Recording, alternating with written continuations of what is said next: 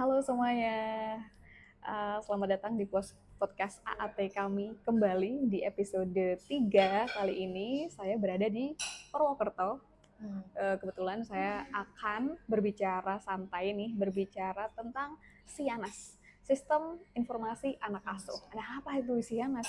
Kayaknya SIANAS itu juga berkaitan dengan AAT ya, karena ini adalah salah satu web database yang sangat cukup rumit mungkin bisa dibilang kalau baru tahu, dan kemudian Sianas ini digunakan banyak pihak dari PJ, tim Sianas itu sendiri, donatur atau orang tua asuh juga bisa. Nah, kita bakalan tanya-tanya ke orang pusatnya langsung ya, yaitu Mbak Siska. Halo Mbak Siska, gimana Halo, kabarnya? kabar baik, sehat. Oke, syukurlah ya, selalu Mm-mm. sehat ya. Amin. Kebetulan kita dipertemukan di Purwokerto kali Ya, ini karena ada pelatihan ya, Mbak Siska ya. iya. Pelatihan untuk Untuk pendamping komunitas yang ada di Purwokerto. oke, calon pendamping komunitas sih Komunitas. tepatnya juga ya. Mm-mm. Oke, Mbak Siska ini posisinya di AAT sebagai apa sih?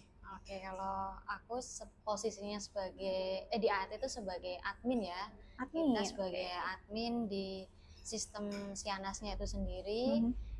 Jadi kita yang memegang secara langsung untuk data-data Mhm. anak asuh, data donatur, Hmm. maupun data-data komunitas ya dalam Mhm. lingkup Yayasan AT ini. Gitu. Oke, berarti harus hati-hati ya Mbak ya, Benar banget, karena termasuk data-data yang yang pribadi juga pribadi ya, ya. jadi tidak boleh disebarkan sembarangan juga.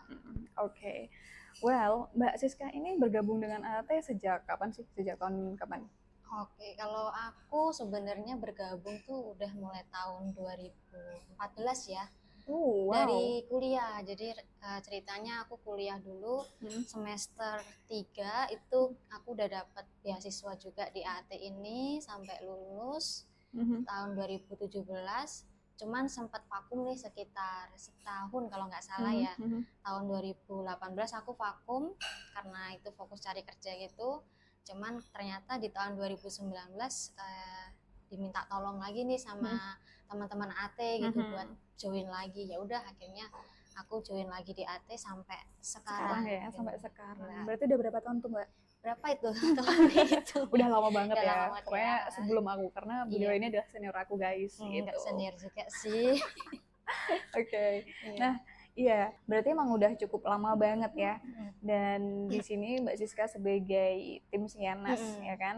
Nah, Sianas itu apa sih Mbak sebenarnya tuh? Kayaknya Mm. banyak mungkin orangnya tuh kan taunya AAT kayak Mm-mm. gitu, tapi Mm-mm. nggak Sianas gitu. Nah, Oh, sedangkan Sianas itu sangat penting banget. iya. Siapapun yang bergabung dengan AAT Mm-mm. harus bisa buka Sianas Oh iya, kayak benar. gitu. Nah, kalau Mbak Siska apa nih Oke.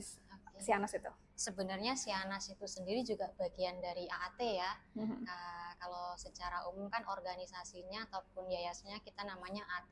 Hmm. Tapi Sianas itu adalah tadi udah sempat disinggung ya di awal, Iya. sistem database secara website untuk Mhm. semua data-data di AAT itu sendiri secara online semua orang bisa akses Mhm. alamatnya ada di Mhm. www.sianas.aat.or.id. Nah, itu semua orang bisa akses di situ. Cuman untuk bisa masuk dan punya username ataupun password memang harus login dulu ya. Kita harus Oke, daftar dulu heeh. kita statusnya sebagai apa. Kalau mungkin secara umum teman-teman bisa mendaftar sebagai donatur. Nanti Ya, bisa dapat username sama password sebagai donatur gitu. oke.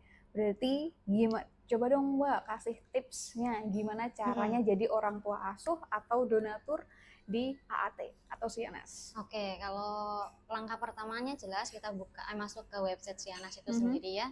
Nanti kita bisa apa namanya daftar di situ, Mhm. kita masukin data diri kita, mungkin secara umum saja mulai dari nama, Iya, terus apa namanya, kalau untuk data data-data yang email. kontak lah ya. Nah, jadi Mhm. nama, email sama nomor HP kalau Yaps. memang bisa diberikan silakan. Nanti setelah itu kita akan dapat username sama passwordnya itu sendiri. Hmm. Itu persyaratan utamanya itu. Oke, berarti cukup mudah ya sebenarnya untuk Cukup mudah menjadi orang banget, tua tidak asuh. perlu foto pakai KTP. Oh, nggak perlu karena Gitu ya. data cukup dirahasiakan, dan Benar. sebenarnya semuanya teman-teman yang ingin jadi orang tua asuh tuh nggak harus pakai data asli, gimana ya? Mm-mm. Ya harus data nama lah ya, jangan Iya. misalkan A B C D E jangan dong Iya gitu. gitu. Jadi harus nama. Jadi nggak perlu misalkan teman-teman nggak pengen menyebutkan alamatnya di mana atau mungkin nomornya tuh nggak perlu dikasih nomor juga nggak apa-apa gitu. Tapi email perlu wajib. ya, Kalau karena untuk email wajib ya. Karena bakalan ada apa namanya pemberitaan-pemberitaan ya, laporan-laporan yang akan teman-teman donatur atau orang tua asuh tuh bakalan dapat kayak gitu dari tim AAT atau Syanas seperti itu.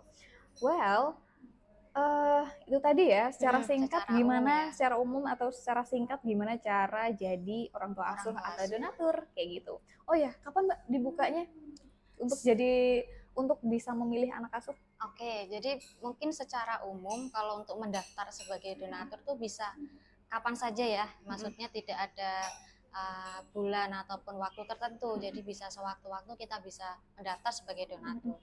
Cuman memang kalau untuk mengambil anak asuh itu sendiri kita ada periodenya gitu ya.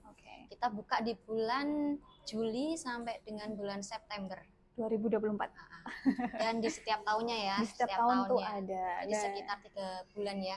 3 Juli, bulan. Agustus, September kita buka untuk pengambilan anak asuh itu sendiri. Tapi sebenarnya nih kalau kita mau berdonasi sewaktu-waktu tuh bisa kita ambilnya bisa di donasi perguruan tinggi ataupun donasi operasional. Nah, kalau itu bisa anytime, kita bisa donasi kapanpun tanpa harus ada periode waktunya itu. Oke, baik. Berarti donatur atau orang tua asuh ya kan bisa mendonasikan donasinya itu ke anak asuh yang bakalan dibuka pada bulan Juli sampai September 2024 di tahun ajaran 2024-2025. Oke, itu yang pertama. Dan yang kedua adalah donasi operasional ya Mbak, yang dibuka kapanpun, jadi teman-teman bisa langsung transfer boleh kayak gitu ya kan. Jadi langsung ambil donasi operasional, nanti bakalan ada listnya di websitenya. Dan kemudian juga satu lagi donasi perguruan tinggi. Jadi donasi perguruan tinggi itu dikhususkan untuk teman-teman yang menjadi relawan, pendamping komunitas ya, pendamping komunitas. Jadi pendamping komunitas itu mereka adalah anak-anak yang masih kuliah kayak gitu, dan mereka juga selain kuliah pun bisa dibilang dibiayai oleh AAT tapi tidak sepenuhnya ya Mbak ya, tidak sepenuhnya. Kemudian pokoknya selama kuliah ya. Jadi kalau sudah lulus, sampai lulus kuliah, nanti kalau misalkan sudah lulus nanti bakalan ganti lagi ke generasi selanjutnya. Ya, gitu. Oke, wah cukup detail sekali ya. Nah, tapi kan banyak nih ya jenis donasi nih yang disediakan oleh AAT kayak gitu. Nah, apakah donatur atau orang tua asuh itu bakalan mendapatkan sesuatu gitu Mbak? Mendapatkan sesuatu kalau udah donasi, aku dapat apa kayak gitu misalkan kayak gitu. Yang pertama jelasnya itu kalau untuk pembayaran ya, setiap kali donatur transfer nanti akan ada email dari tim keuangan kita yang menjelaskan bahwa donasi tersebut sudah masuk. Jadi semacam ada email laporan ya untuk transfernya sudah berhasil. Itu syarat utamanya yang akan didapat donatur. Lalu yang kedua, nanti donatur juga bisa dapat laporan rapot ya. Laporan rapot dari anak asuh itu sendiri. Kapan Mbak? Kalau untuk laporan rapot kita dapat setahun 2 kali ya. Setahun 2 kali. Berarti di semester gasal sekitar bulan Desember sampai Januari. Lalu ada di semester genap itu sekitar bulan Juni ya. Juni Juli itu dapat plus ijazah untuk anak asuh yang udah lulus. Berarti yang udah lulus ya. Berarti bakalan dapat laporan keuangan atau transfer setiap bulan ya. Ya, setiap bulan. Setiap bulannya bakalan ada kwitansi dan juga lampiran, tapi itu nanti bakalan dikirimkan ke email atau donatur harus masuk ke website dulu, ke Syanas dulu Mbak? Kalau untuk yang laporan pembayaran dalam sisi artian ketika donatur ini transfer ya untuk memberikan SPP bulanan rutin itu nanti akan dikirim lewat email. Akan dikirim lewat email juga bisa. Alright. Terus kemudian kalau raport juga sama kah? Raport juga sama. Kirim lewat email. Baiklah. Oh ya Mbak, kayaknya ada satu lagi deh. Apa itu? Yang bisa donatur dapat. Itu ya, biasanya anak asuh yang berprestasi. Oh iya, benar-benar. Gimana tuh Mbak? Iya. Coba diceritain dong. Jadi untuk anak asuh yang jadi kita mungkin meskipun kita membantu anak asuh yang kurang mampu, tapi sebenarnya bukan itu saja yang kita ingin yang ingin kita banggakan gitu ya. Maksudnya ada hal lain nih dari teman-teman anak asuh, yaitu prestasi mereka. Jadi anak-anak asuh yang mungkin berprestasi dalam bidang akademik maupun non akademik, kita juga akan dapat laporan tuh dari pihak sekolah. Dari sekolah nanti ya. Mungkin ada bukti foto ataupun semacam laporan piagamnya gitu ya. Oke, benar. Nanti bisa dilaporkan ke kita. Kita juga bisa upload itu di sosial media kita ya. Oh, benar-benar. Donatur bisa tahu. Tapi juga biasanya kalau ada sekolah juga biasanya mengirimkan piagam ya, biasanya ke pendamping komunitas dan akan diupload ke Sianas gitu. Jadi nanti bakalan berada di data prestasi anak asuh ya. Oh ya, itu tambahan satu lagi. Oke, wah itu banyak banget ya. Tapi kita kembali lagi bahwasanya setahu aku ya, Mbak Siska, bahwasanya AAT itu sebenarnya bukan hanya membantu anak-anak yang berprestasi aja gitu kan, kita nggak memilih di situ ya, sebenarnya bukan salah satu kriteria yang yang poinnya yang harus berprestasi kayak gitu, tapi benar-benar anak-anak yang kurang mampu meskipun mereka tidak atau mungkin dalam hal akademik mungkin kurang atau mungkin tidak ada ranking ya, kayak gitu, it's okay gitu ya, it's okay. Jadi kita juga nggak memandang di situ juga ya Mbak ya. Yang penting ada kemauan dan juga niat untuk dia mau sekolah gitu. Nah itu dia. Jadi nanti karena kita bakalan tahu bagaimana kondisi anak asuh itu ya, kayak gitu. Dapat prestasi tetap dilaporkan. Kalau misalkan tidak naik gimana Mbak? Kalau anak asuh tidak naik, ya kita akan tetap mendapat laporan. Mungkin juga menjadi salah satu sisi negatif ya, gitu ya. Tidak semua anak kan juga prestasinya bagus. Mungkin ada kondisi tertentu yang menyebabkan anak itu tidak naik kelas. Jadi kita juga sportif, juga kita memberikan informasi itu kepada donatur. Ya mohon maaf karena memang kondisinya seperti ini, jadi anak asuh tersebut tidak bisa naik kelas. Gitu. Dan itu secara otomatis beasiswanya akan di stop ya. Di stop dan kita bakal laporan ke donatur ya. Donatur juga. Nah dari situ donatur juga bisa memindahkan donasinya ya ke anak asuh yang lain seperti itu. Atau yang mungkin yang anak asuh yang kehilangan donatur tuh bisa juga ya. Oke. Tapi emang kita nggak memandang dari prestasinya aja kayak gitu.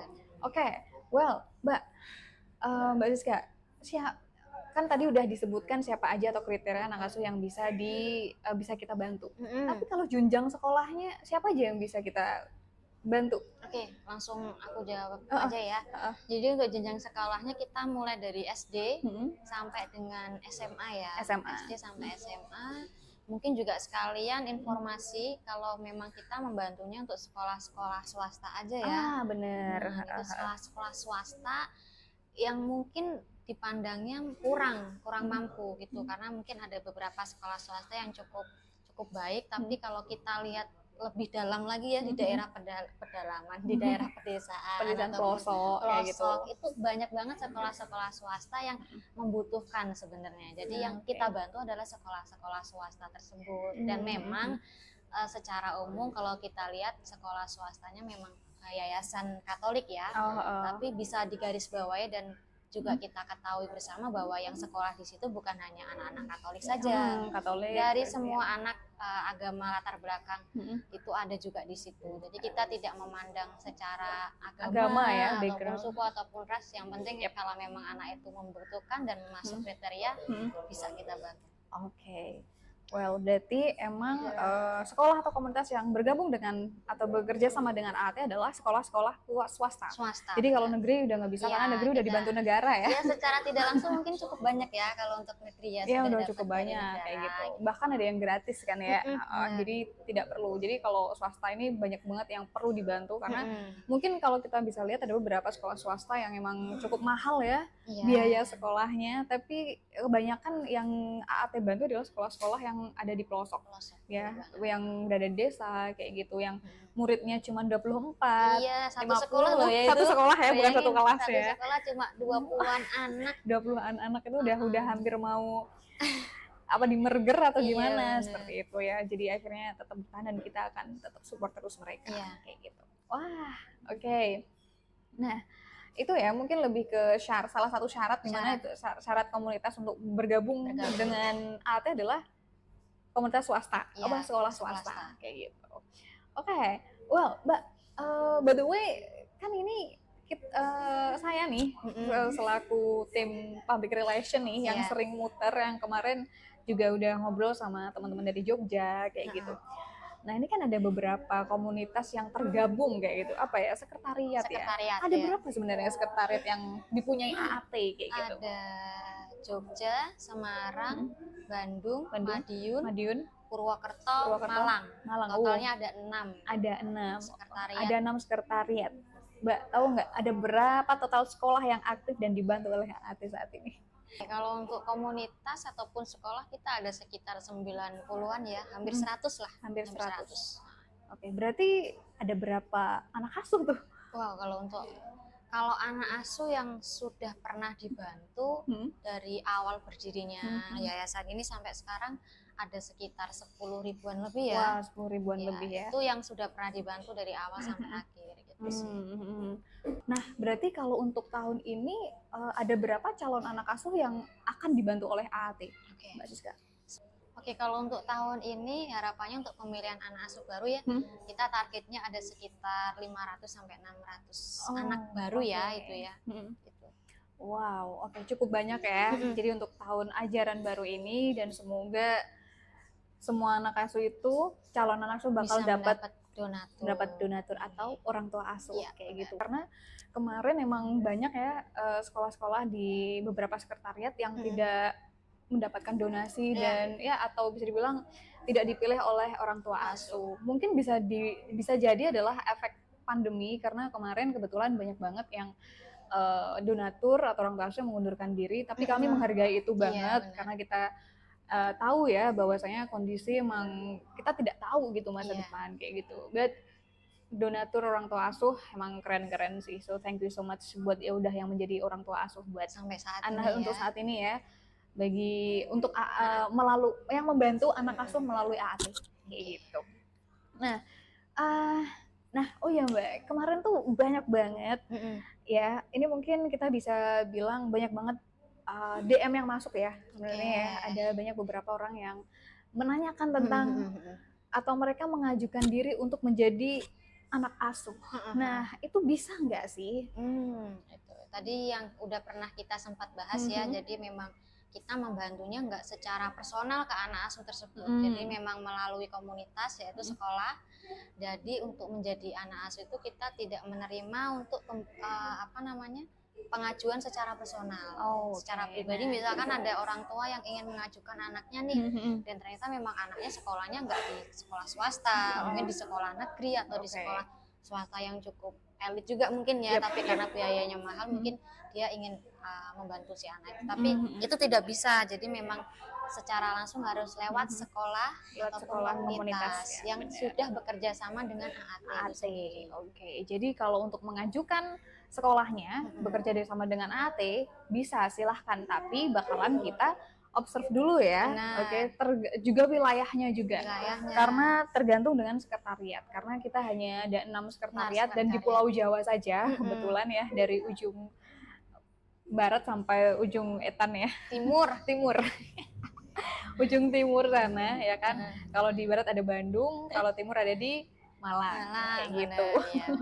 Nah, seperti itu ya teman-teman. Jadi mohon maaf banget kalau yang mengajukan anak asuh atau untuk mendapatkan donasi secara independen, secara individu, mohon maaf banget kita belum bisa seperti itu. Itu pun kalaupun mengajukan komunitas kita juga belum bisa ya. Secara langsung diterima secara langsung ada tahapan. Jelas ada tahapan-tahapan tertentu kayak gitu. Tapi silahkan nanti kalau misalkan ingin bekerja sama bisa hubungin AAT melalui email atau di DM ataupun di WhatsApp-nya AAT yang bakalan aku taruh di deskripsinya kayak gitu. Oke. Oh ya Mbak, satu lagi tadi agak ketinggalan ya. Ada ketinggalan. Tadi kan kita udah berbicara tentang jenis donasi nih. Tentang jenis donasi. Ini masih berkaitan dengan donatur ya atau orang tua asuh. Berapa yang bisa donatur atau orang tua asuh itu donasikan ke anak asuh? Biayanya? Jumlahnya berapa? Nominalnya nominalnya. Jadi kita untuk donasi itu kan mulai dari anak SD sampai SMA tadi ya. Iya, benar. Itu rata-rata untuk SPP-nya itu mulai dari 50 sampai maksimal 100.000. 100.000. Ya, jadi itu nanti akan dihitung sampai 12 bulan dalam satu semester itu kan. Jadi untuk per bulannya mungkin sekitar ada yang 50, ada yang 75.000, ada yang 100.000. Nah, itu nanti akan dihitung secara total, tapi untuk pembayaran jangan takut sih, jangan khawatir. Kalau kelihatan total mungkin cukup banyak ya, kadang itu yang mungkin membuat kita agak takut dan ragu ya. Oke. Banyak banget ya, udah langsung segini. Nah, kita nggak membayarkannya nggak harus langsung full semuanya, tapi bisa bertahap per bulan gitu.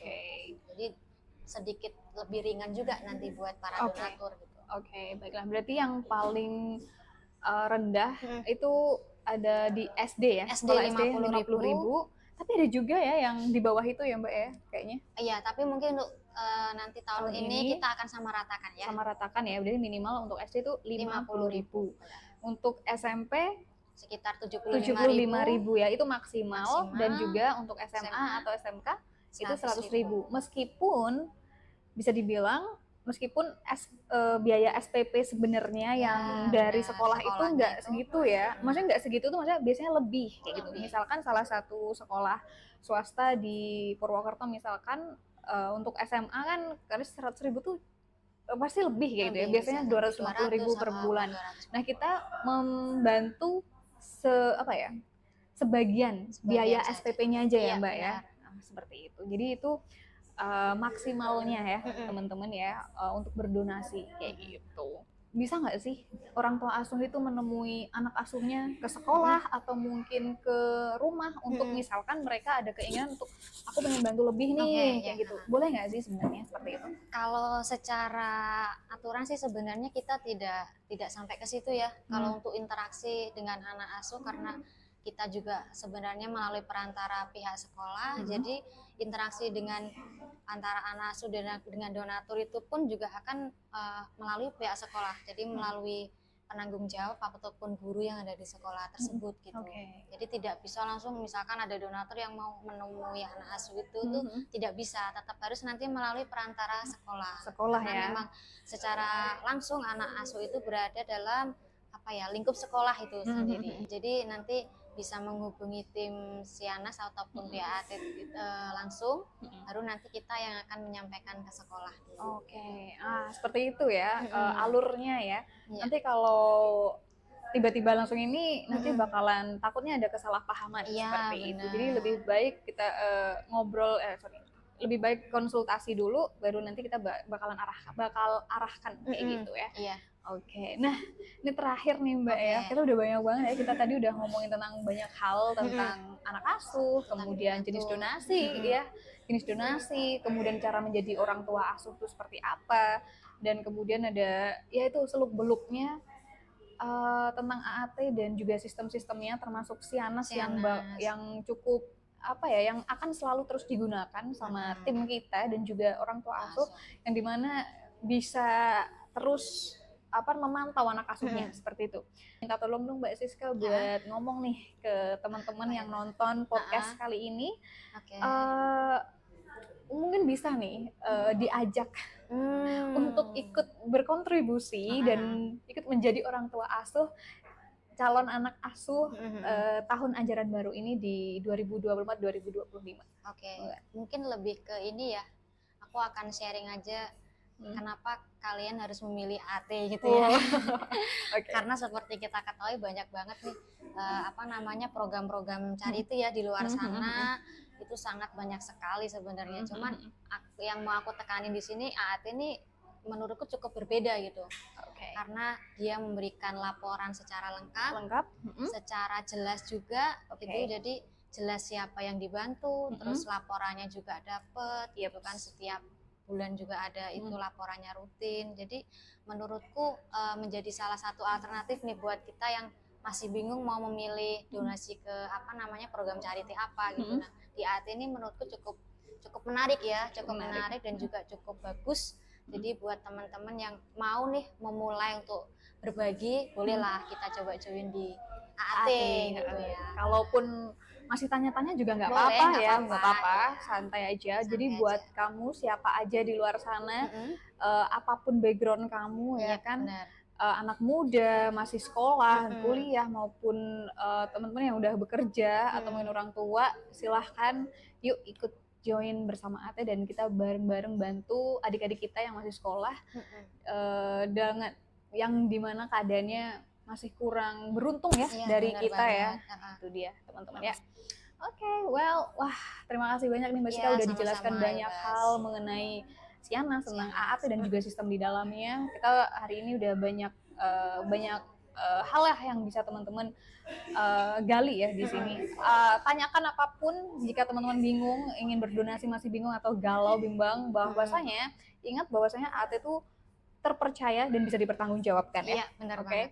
Kalau misalkan kamu donasi 100, yang akan diberikan juga akan 100 kayak gitu. Oke.